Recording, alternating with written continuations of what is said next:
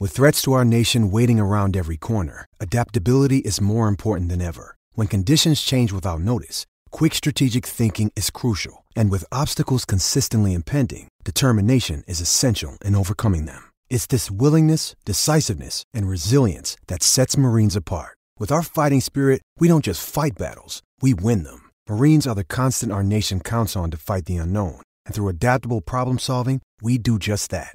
Learn more at marines.com. Getting engaged is a moment worth cherishing. A one-of-a-kind ring that you design at Blue Nile can help your love sparkle. Just choose your diamond and setting. When you've found the one, you'll get it delivered right to your door. Finding the right engagement ring can be nerve-wracking. At Blue Nile, you'll have the expert guidance needed and a diamond guarantee that ensures you're getting the highest quality at the best price. Cherish all of life's moments and save up to 30% at BlueNile.com. That's BlueNile.com. With Lucky Land Slots, you can get lucky just about anywhere. Dearly beloved, we are gathered here today to... Has anyone seen the bride and groom? Sorry, we're here. We were getting lucky in the limo and we lost track of time. No, Lucky Land Casino, with cash prizes that add up quicker than a guest registry. In that case, I pronounce you lucky. Play for free at LuckyLandSlots.com. Daily bonuses are waiting. No purchase necessary. Void where prohibited by law. 18+. Terms and conditions apply. See website for details.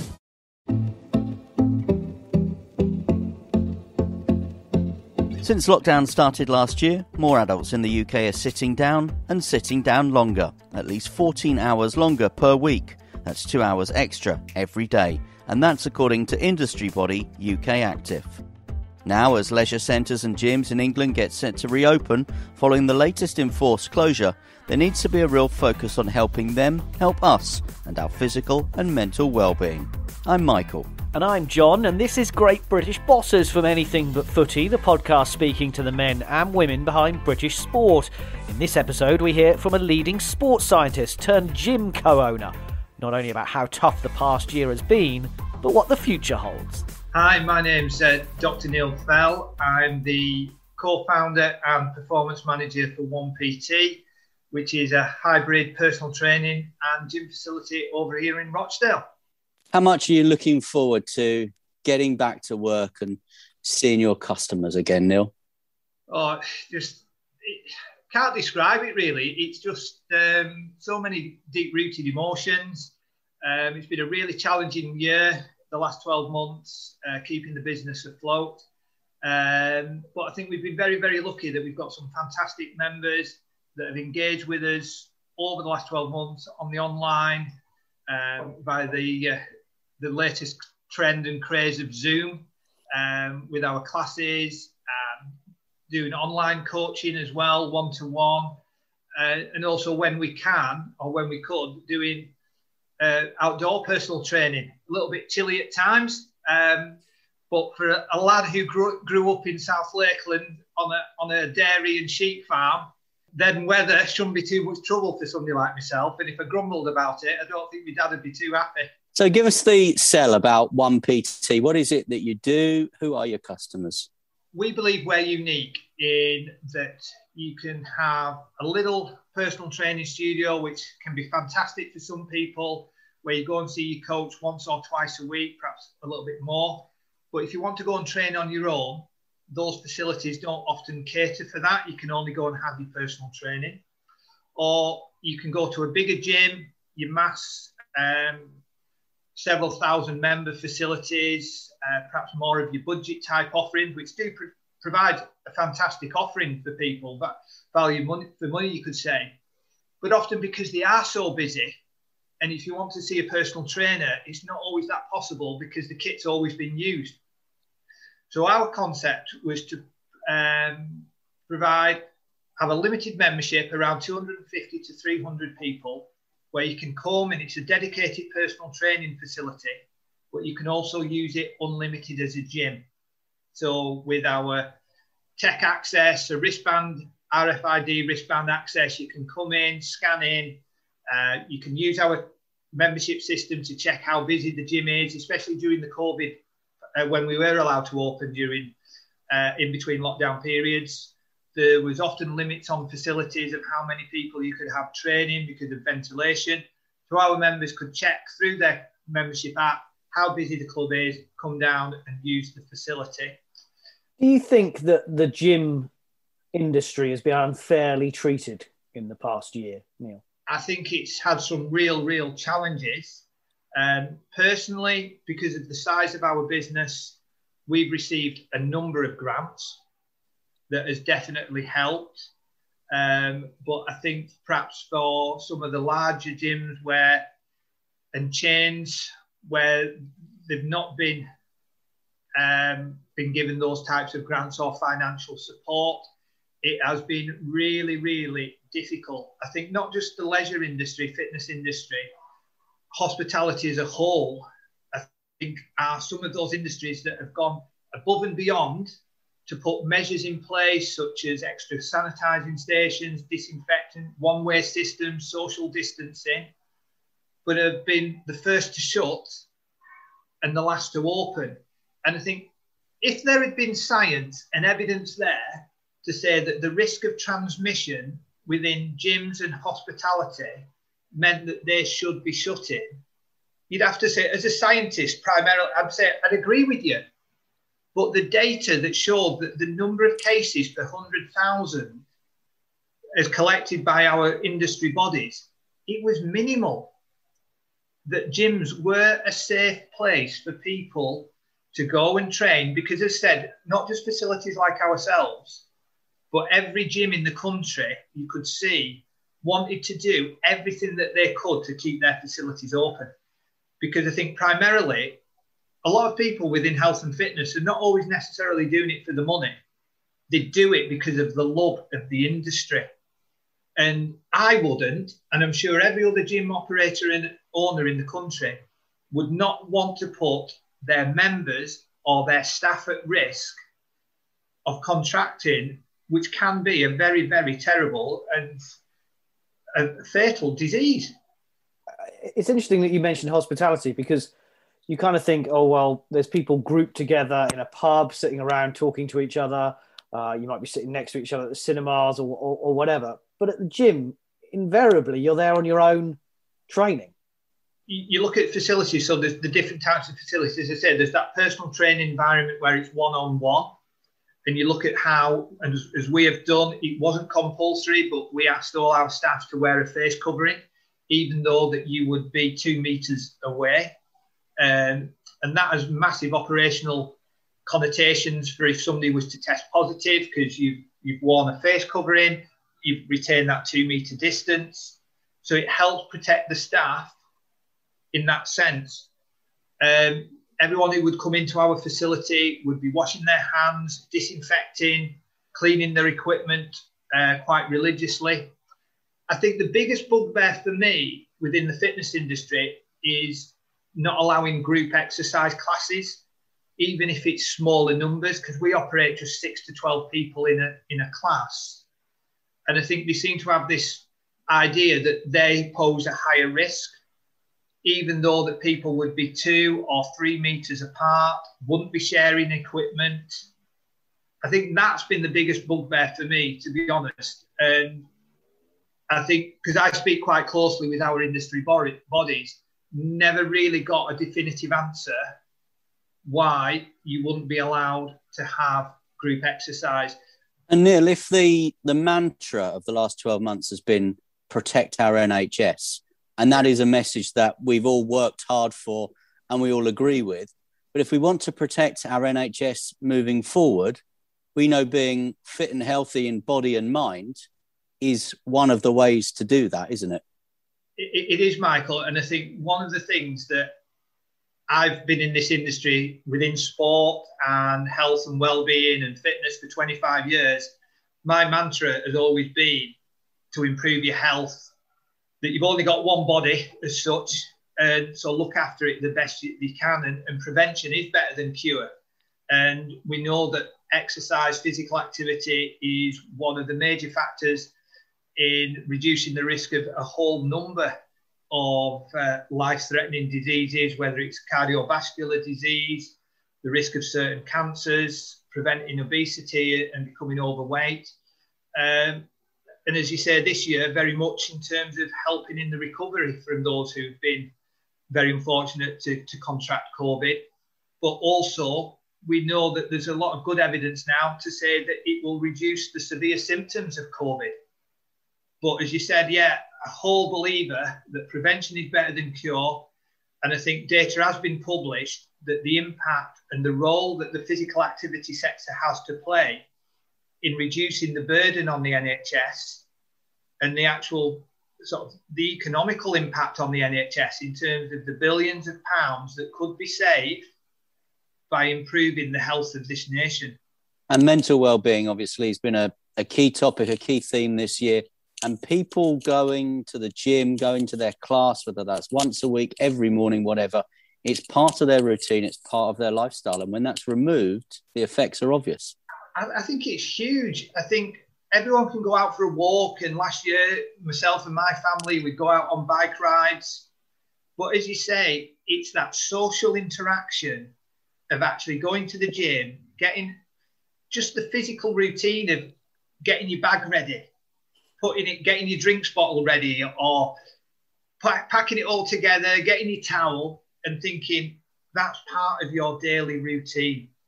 I know personally I've been lucky that I've been able to do outdoor sessions, online sessions. My wife really, really misses that social interaction of going and being as part of a group, catching up with people. And that cannot be underestimated. It's had a real, real impact. Do you think we've got it all wrong as well? Boris Johnson, the Prime Minister, stands up and says, we're on schedule, the roadmap, gyms will be opening, pubs will be opening. And the first thing he then says is, I'm looking forward to having a pint in a pub. Rather than actually, what he should be saying is, I'm looking forward to going and doing some exercise in the gym. It's a tough question. I think in terms of this roadmap, I've been quite happy with the roadmap because of the fact I would have been happier to stay closed that little bit longer if it meant that when we reopen on the 12th, we can stay open full time. And if it allowed the vaccination programme rollout to take its course, and as I listened to Jonathan Van Tam last December, where he said if the first phase is as successful as they believe, and we've reduced the number of hospital admissions by 99%, then I'd have taken that any day. And I think if they'd said 12 months ago, you'll have to shut for this length of time, but financially supported for this length of time, but then when you reopen, you stay open, I think a lot of gym openers would have taken that and would have dealt with it and developed the online and all the things that we've talked about earlier. I think for Boris to say to go to the pub, I think he's in a difficult situation where he's trying to support every business and every industry. And I think that's all that he was perhaps really trying to demonstrate, rather than say perhaps he prefers a pint over going for a walk or a bike ride. Because I think he has tried to promote exercise and physical activity. He's actually done a little bit of, he's got himself a personal trainer. I think it was perhaps very scaring for him last year when he suffered very, very badly from COVID. There's certain things that perhaps could have been done better, but I think the vaccination rollout, if you look across Europe, has been absolutely fantastic. And a lot of applause has got to go to the NHS, I think, for that rollout programme. And we keep our fingers crossed that it continues to go the way that it has been doing. So you mentioned 25 years in the sports industry. You haven't been running OnePT all of that time. What were you doing before that? I grew up as a farming lad. Grew up on a farm in the Lake District. But my dad had always been into sport, watching rugby, particularly rugby league. Used to travel across and watch Barrow in the late 50s when they were in their heyday. As a young kid, I went up to Workington and watched some rugby league. It was often a bit of a challenge because I grew up in a rugby union playing area. And I tried working for my dad, and that wasn't, I just thought, it's got to be a long 50, 60 years working on a farm. And they encouraged me to go away and do sports science. I loved sport, loved science, did a degree, ended up doing a PhD, but was very lucky to start working with a lot of international rugby union, rugby league players when rugby union first went professional, doing fitness testing. And these were in the days before teams had their own strength and conditioning coaches and fitness specialists, sports scientists. Even a little bit of an anecdote. When United won the treble in 1999, they didn't have a specialist fitness coach.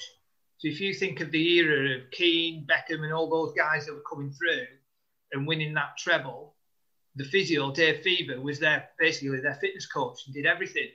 And it's only then as you moved into the 2000s that sports science, strength and conditioning has come really to the fore. But my background took more of a corporate approach, working in health, well-being, fitness.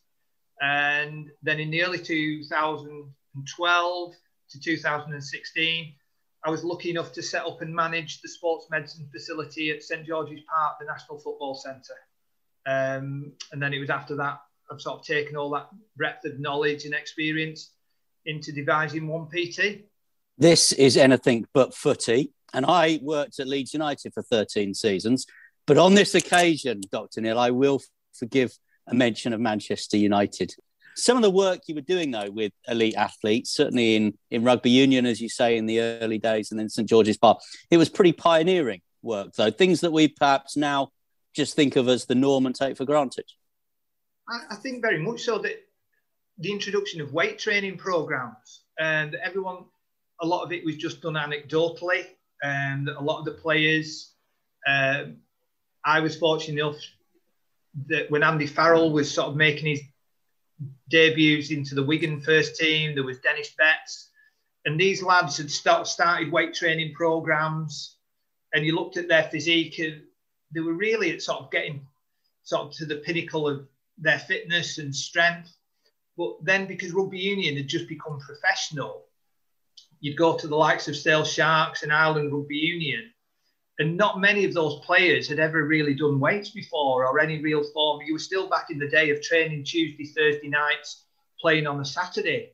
And it was interesting to sort of like see the development and how things have advanced. But I think from my experience, a lot of the traditional research into sports science was all about your endurance athletes, your cycling, your running, your swimming. Even I was one of the first in our country, especially to start doing research into strength and power training and the effects of strength and the effects of fatigue on recovery and how athletes were recovering and what were the best forms of recovery. Was it sticking somebody in an ice bath? And if you think back to when England won the World Cup in 2003, at one stage they were bringing out wheelie bins and just pouring freezing cold water. And a lot of the rugby clubs at that time would have what looked like old coal huts. And you'd lift up the lid and the players would sit in it. And now people are spending thousands and thousands of pounds on very, very sophisticated equipment and technology. But is it actually any better than what you were doing back 20, 25 years ago? I'm interested in your role at St George's Park as well, because you talked about England rugby union team winning the World Cup in 2003, the football team win the World Cup in 1966, and then do nothing pretty much for 30 years. Then they have a Euro 96 semi-final. There's all the money in football in the Premier League. And yet it seems from a national point of view, a national game, there was no plan, no strategy. Does St George's Park and the work you've done there help to try and address that? Is maybe that why we've seen another World Cup semi-final more recently? I think personally, because I didn't actually work for the FA specifically. I worked for Spire Healthcare, the private healthcare company, who were basically engaged to develop and run the sports medicine facility on behalf of the FA, because the teams are not there all the time. More recently, the FA have taken it on themselves and run it themselves. And I think what was very, very interesting was understanding the reasons why the FA developed St George's Park. And it was looking at the likes of Spain, France and Italy that had their own national centre of excellence. Because don't forget, we had Lilleshall for a good number of years, where the likes of Michael Owen and Emil Heskey, I think, were some of those that used to go and live it and do 2 years. And how many of those players actually went on to make the grade to first team and the first team level? And I think that was the reason for developing St George's Park, that you get this culture of the under-16s, under-17s, under-21s, Not forgetting 2 or 3 years ago, the England under-17s won the World Cup of their era with the likes of Phil Foden. And looking at now, more of those players, the likes of Harry Kane, are stepping up to that senior level. And I think for me, it's not necessarily about all the technology in the world and all the sophisticated systems. I think looking from the outside in after I left, the culture that Gareth Southgate has brought in, and when we played at the last World Cup, and all the players are there in recovery sessions, and they have them floating on like flamingos and racing after each other in the pool, and people think they're just messing about. I used to listen to the radio and they were whacking themselves with rubber chickens in training, but they were doing serious training and recovery, but with a fun element. And for me, that's mixing science, updates in training, sophistication with a good, wholehearted training ground culture. And I think probably a lot of that, a guy that I know that worked there as head of performance during that era was Dave Redding. And David he had been head of performance when England won the World Cup under Sir Clive Woodward. And he had an aging squad that won the World Cup in 2003, but they've got those players to the pinnacle of their fitness level. A lot of those players had started in the amateur era, progressed into the professional, and were battle-hardened, resilient characters, topped off with just a commitment to play for England.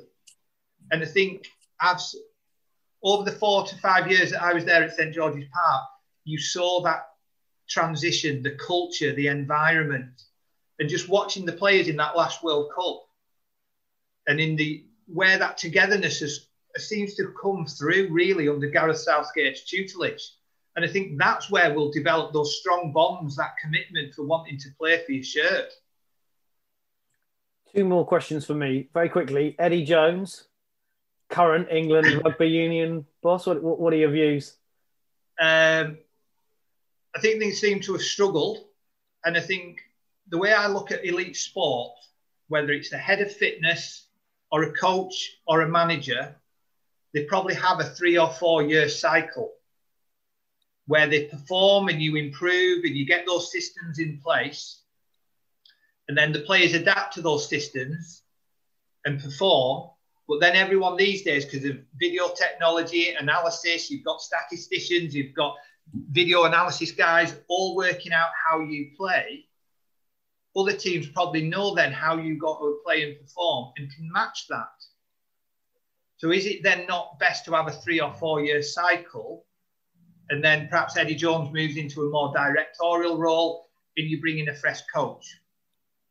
I look back, if I've got the time, when Wigan Rugby League were in their heyday in the mid-80s to late 80s, Graham Lowe was the coach, a New Zealand coach for 3 years. John Mooney then came in, an Australian guy, for 3 years. And he moved them on even further. Alex Ferguson, for me, and I say this an awful lot of times, he was manager for United, for about 20 odd years, 27 years. But every 3 or 4 years, he changed his coach. He had Brian Kidd, Steve McLaren. And I think that is perfect, from my limited knowledge and experience, to just recycle things, to bring in fresh ideas. If it's your head of fitness, perhaps they change every 3 or 4 years because your players adapt to their training methods and you might hit a plateau. You might need somebody new to come in just to freshen things up a little bit. Yeah, you might not like the other mention of the other Reds, but, you know, when you think back, Bob Paisley, Joe Fagan, Kenny Dalglish, it was 3 or 4 years and they would just move on and you would have fresh ideas. Don't get me wrong. As a kid growing up, I used to watch Liverpool. They were my team. I could name all that team from the early 80s. We all did, though, because they were the big powerhouse in those days, weren't they? They were, and absolutely superb. But as you said, that they had that back room, the boot room guys that would come in and change over and bring in their own little fresh ideas. But the culture of that team was ingrained. And if you didn't want to be part of that culture, then you were out of the team. But it was very much, I think, managers, whether it was Shankly, Paisley, would always try and get players to come that would be part of that culture and would fit into that team ethos. And I think that's going back to OnePT. The one thing that I always said that we wanted to do was to bring, not necessarily to have the best PT in the world with all these qualifications, but have they got the personality? Have they got the engagement skills? You can't teach those, but you can teach people anatomy. You can teach them physiology and biomechanics. You can add those skills to somebody, but it's that engagement, being part of a community, being part of a culture to work for that team. Well, it's been a very interesting episode of Anything But Footy, containing quite a lot of footy, which is actually quite nice for us. Neil, I just want to say we wish you and all your colleagues in the sector, and also the body that I know that you work closely with, UK Active as well, all the very best with the reopening. Like you say, we hope that this time we can stay open. No, thank you, John, Michael. Thanks for inviting me to speak. I think just to reiterate your point, UK Active and also SIMSPA, one of the other industry leading bodies, have been absolutely fantastic, lobbying with government, liaising with the various scientific departments, and really putting the case forward for what is a fantastic industry. We wish you well. Thank you. Thanks, John. Thanks, Michael. Sports Social Podcast Network. Lucky Land Casino, asking people, what's the weirdest place you've gotten lucky? Lucky? In line at the deli, I guess? Aha, in my dentist's office. More than once, actually. Do I have to say? Yes, you do. In the car before my kids' PTA meeting. Really? Yes. Excuse me, what's the weirdest place you've gotten lucky? I never win and tell. Well, there you have it. You can get lucky anywhere, playing at LuckyLandSlots.com. Play for free right now. Are you feeling lucky? No purchase necessary. Void where prohibited by law. 18+. Terms and conditions apply. See website for details.